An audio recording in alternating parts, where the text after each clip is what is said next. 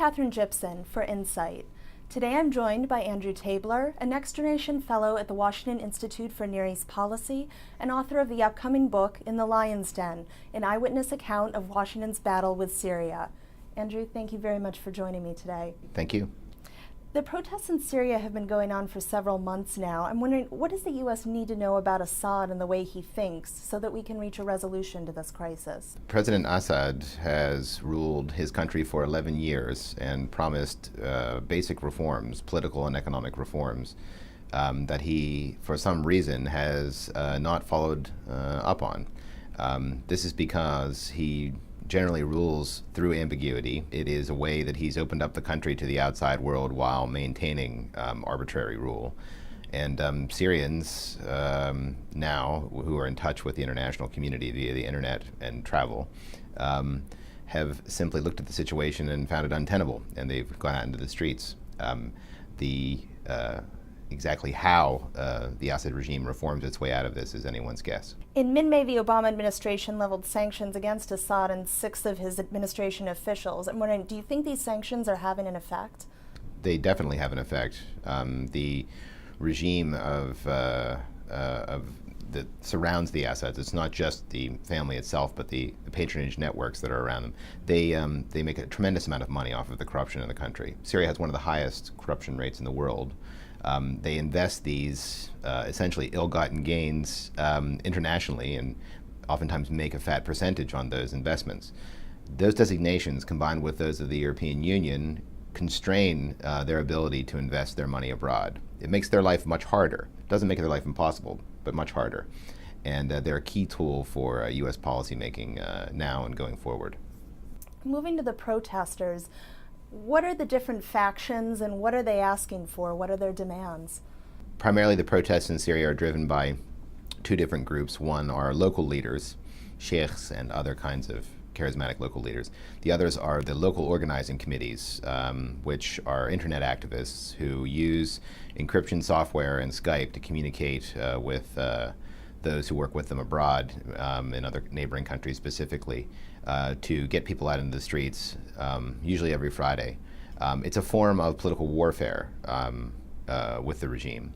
And thus far, it's been extremely effective in bringing people out. Last Friday, for example, we had 200,000 people out in the streets of Hama. That's not a small number, especially in a city where a massacre occurred in 1982, in which up to 30,000 people died. President Assad is blaming the deaths of soldiers on the protesters, referring to them as armed gangs. I'm wondering, who is this strategy aimed at, and does anyone believe this explanation? There are some people who have picked up arms to defend themselves against regime gangs called the Shabiha, which are largely Alawite-dominated gangs that are in the northwest part of Syria. They are loyal to the Assad regime and the Assad family specifically, the Shabiha. And in order to fight back against these gangs, Sunnis primarily have picked up arms in order to keep these forces away from their homes. Syria is a Sunni majority country dominated by a Shiite minority. Are these dynamics playing into the unrest? Definitely. The regime is dominated by minorities, and the repressive nature of the regime, primarily on the majority Sunni population, has caused these kind of tensions. And the regime's use of the Shabiha has driven up those tensions even more and caused this protest movement to become more sectarian in nature. So President Assad is primarily drawing his support from these gangs, or what role does the security apparatus play in his support of his regime? The security apparatus is overwhelmingly Alawite, and other Druze and Ismailis, other heterodox Shia groups, which are around the Assad regime.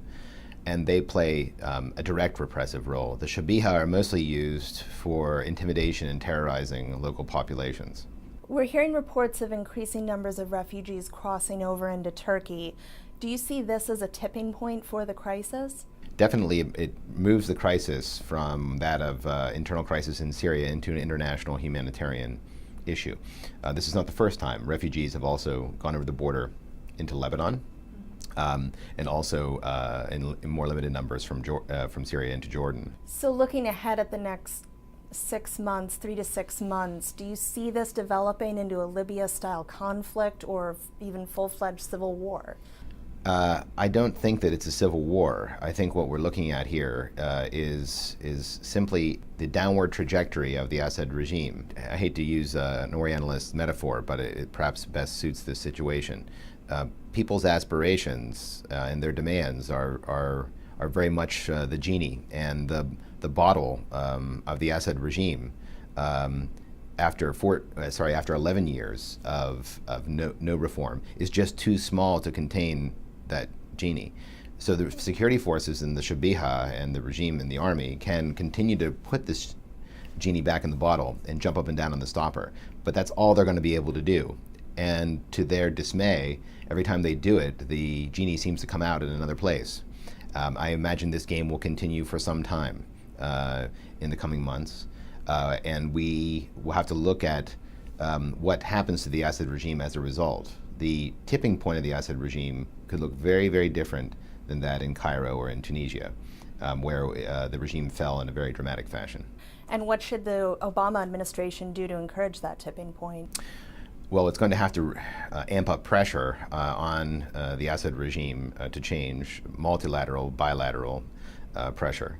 But specifically in the long term, containing the Assad regime and trying to break away elites from the regime, specifically the Damascene bourgeoisie, as well as other populations inside of Syria, and to get them to demand their rights from the regime itself. And it's going to be very interesting if the pressure can be maintained on Assad going forward, if the standoff between the protesters and the security forces continue.